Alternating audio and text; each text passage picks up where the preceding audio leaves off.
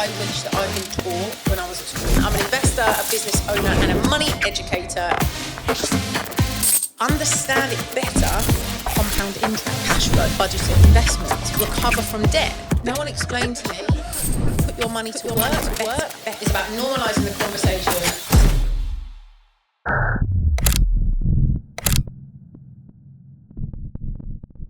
Welcome to the Money Mechanics podcast, episode number 2. Today we're going to be talking about the money momentum method. My name's Sarah Poynton-Ryan. I'm an investor, business owner, and money educator. And everything in this podcast is brought to you to help to normalize the conversation about money. I believe I was put on this earth to simplify and demystify the conversations around money.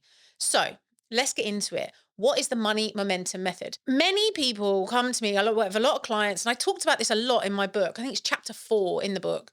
I get asked the question of, should I invest first? Should I clear my debt first? How should I start making actual tangible change to my financial position? And I believe there's actually a series of things that you can do in a particular order that will get you the results that you want. So the money momentum method is the steps that you can take to actually start to see tangible differences in your finances.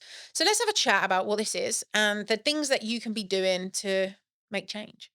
So the first step for anybody is you need an emergency fund. I know that for some people you'll be thinking, well, hold on, surely clearing my debt's better first, or surely starting to invest is better as the first step. But actually, I disagree. I really think that having an emergency fund is the number one priority that we should all have if we haven't already got it.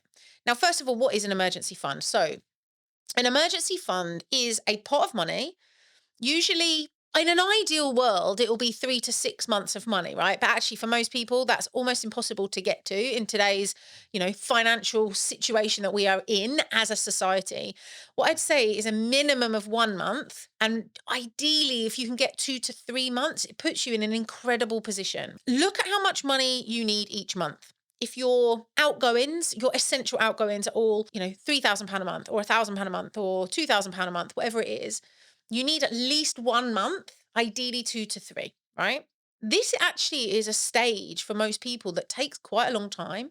If you're only putting maybe 20, 50, £100 a month towards this, it can take a chunk of time to do it. But let me tell you why it's important that you do this first, right? An emergency fund is there when the inevitable shit happens, right?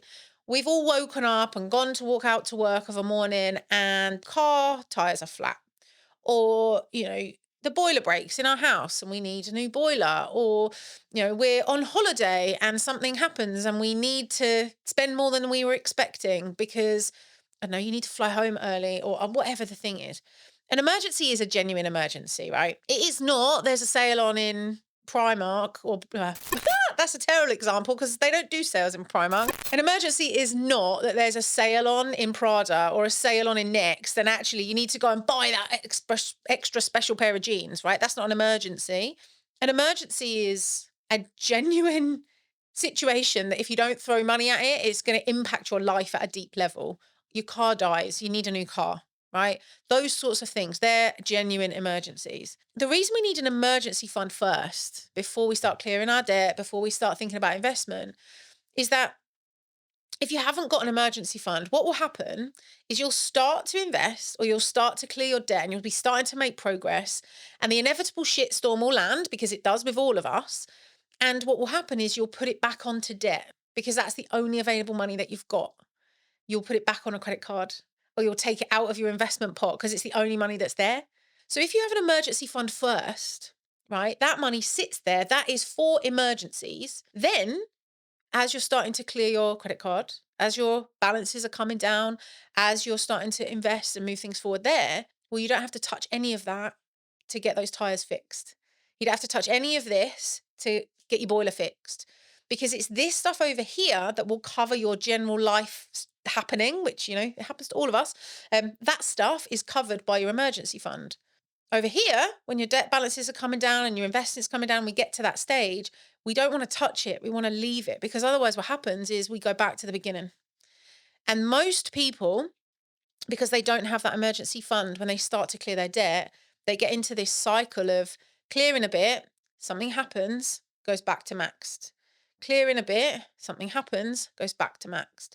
And we have to get out of this cycle. And the only way to get out of that cycle is to have an emergency fund first, right? So the first stage of the money momentum method is to set up your emergency fund and to start putting money every single month consistently into that pot until you've got 1 to 3 months-ish of living expenses.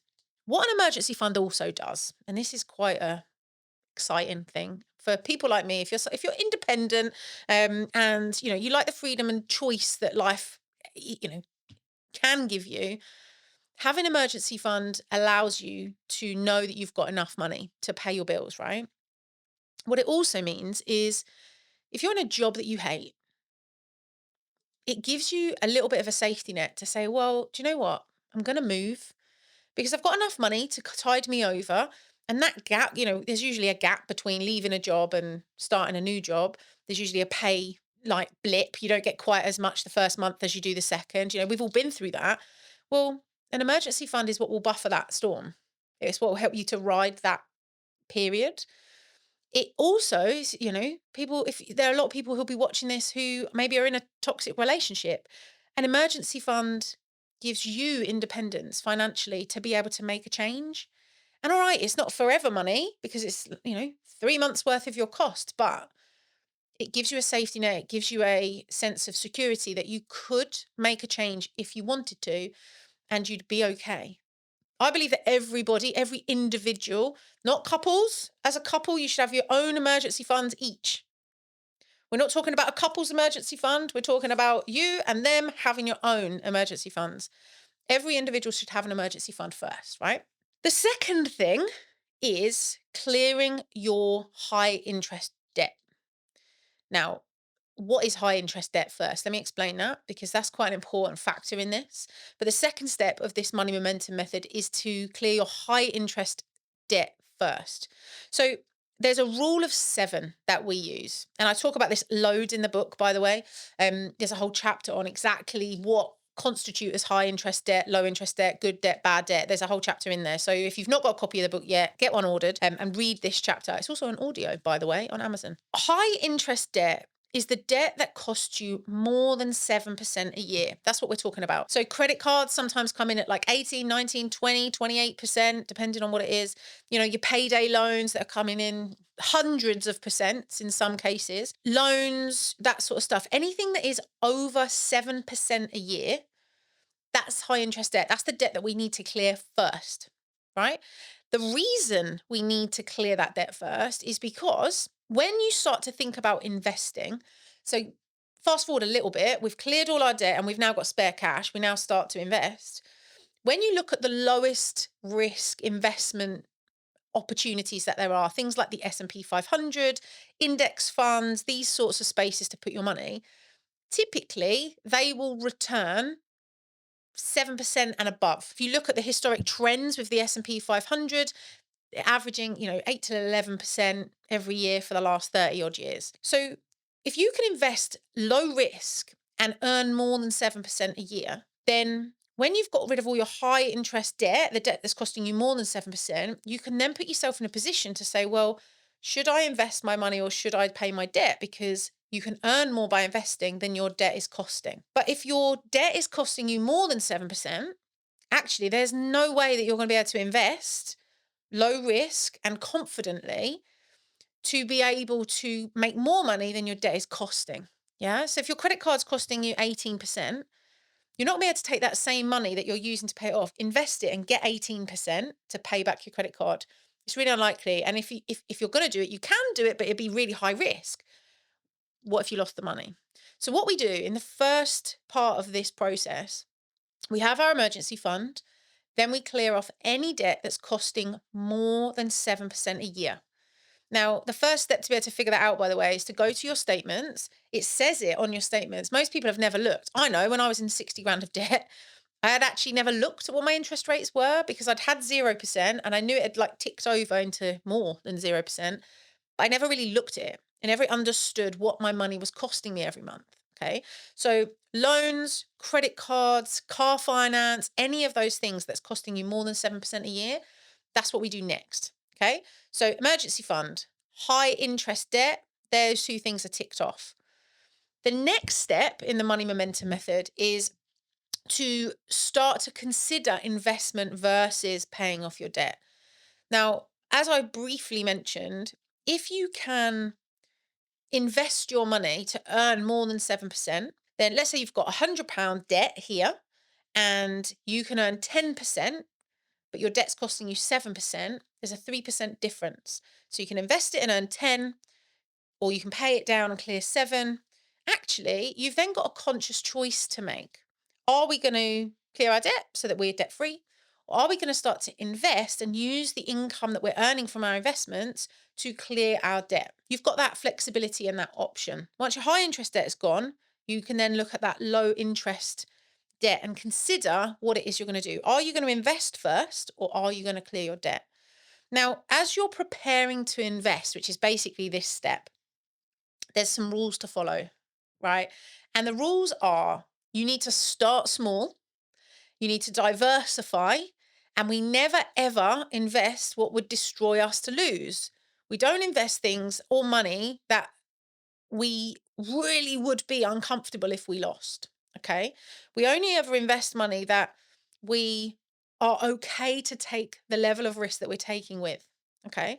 So understanding risk profile is quite important. And for those of you who got a copy of the book, there's a link, the resources link that's included in the book. On that page, when you go to that page, there's a risk profile quiz that if you go through it, it will help you to understand what your risk profile is. Whether you are somebody who's very cautious or whether you're somebody who actually doesn't mind taking risks, all of that's in there. So go to that link that's in the book and you'll be able to figure that out.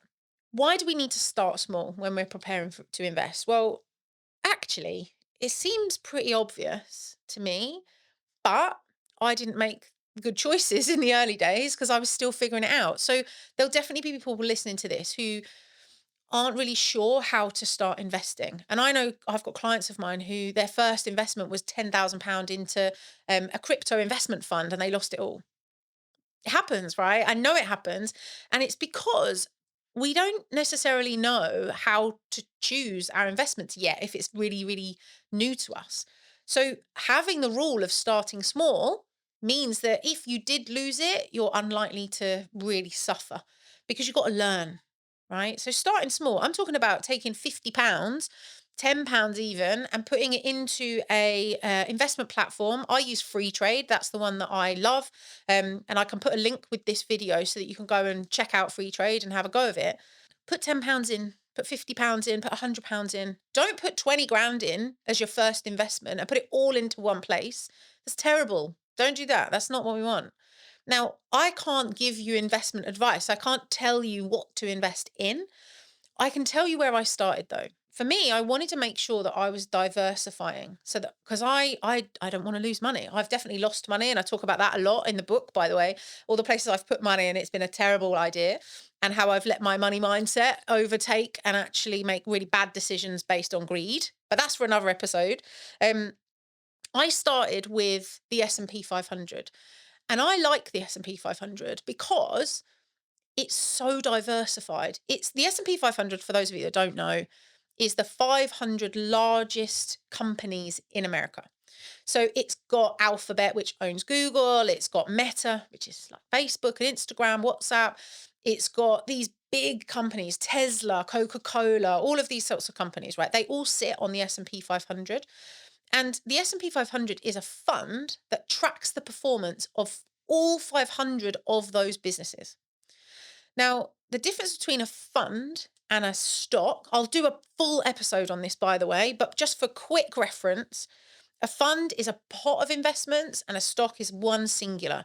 A fund is like a bouquet of flowers, a stock is one stem, right? When we want to start investing and we're starting small, the reason I chose a fund is because if one of those companies out of those 500 went bust, I've still got 499 companies in that pot that will help to buffer that storm.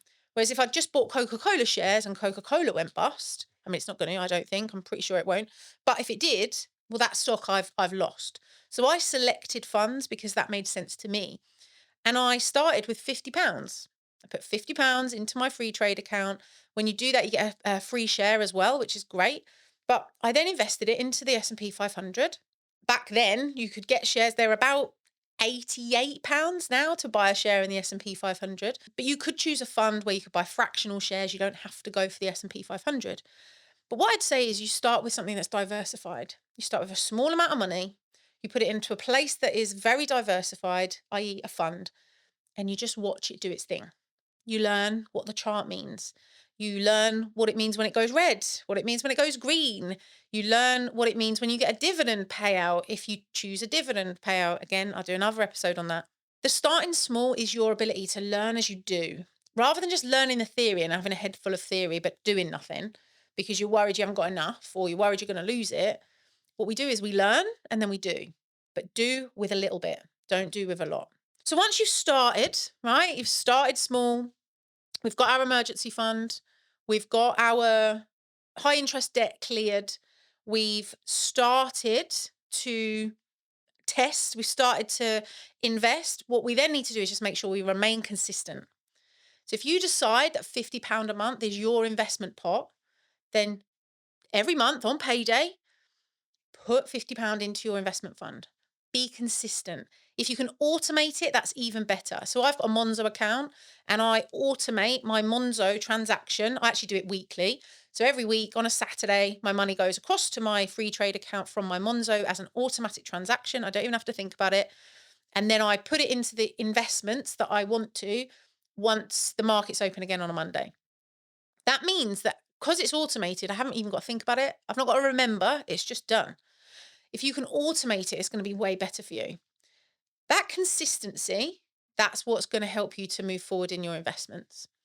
And then the last step of the money momentum method is to get into good habits of saving for specific things. So we've got our emergency fund, that's for emergencies, right? We've got no debt. Now we're starting to move away from we've moved away from high interest. We're reducing our low interest debt as we move forwards, and we're now consistently investing. But now what if you are planning a wedding? What if you're planning a holiday? What if you're looking to buy a house and you need to put a deposit together? What do you do? Well, this is where you have to start being very disciplined. Keep investing. That £50 a month, it keeps going into your investment fund because you're going to benefit from compound interest over time. But instead of nicking your emergency fund to pay for the wedding or that holiday you want to go on or the stag do that you've been invited to or, whatever it is, we save for specific things. So again, we automate that I have a Monzo account and I know there's lots of accounts that do this. We set up a pot and that's the pot for Joe's hen do. And every week we put some money into Joe's hen do pot. That's for the car that we need to buy. That's for the house fund that we're going to buy next year. And every week or every month, we put a little bit more into there. And you might be thinking, well, Sarah, hold on. How am I going to save for specific things if I'm also investing and I'm also paying down my debt and all these things? I'm going to do another episode on this. There's a whole chapter on this in the book. But ultimately, it's important once you understand that your debt is gone, you're going to have so much more money available to you. So when you follow the money momentum method in this order, actually, you're going to feel great because you'll have quick wins. You're going to have really good momentum. And I'll talk to you about the 2 different techniques that you can use to clear your debt in another episode. You've got everything that you need from an investment perspective and you're now starting to save for those big life things. You will just feel better about your money. You'll have more of it. You'll feel less stressed about it. Your money will be making more sense. So that's been the money momentum method. Thank you very much for hanging out with me and learning all about this. If I can answer any questions, just stick it in the comments and I'll make sure that I answer them for you. If you want to buy a copy of the book, we'll put the link in there. Loads of you are watching this over on YouTube. If you guys are there, hit subscribe for me. Give us a little like so that we can spread the word.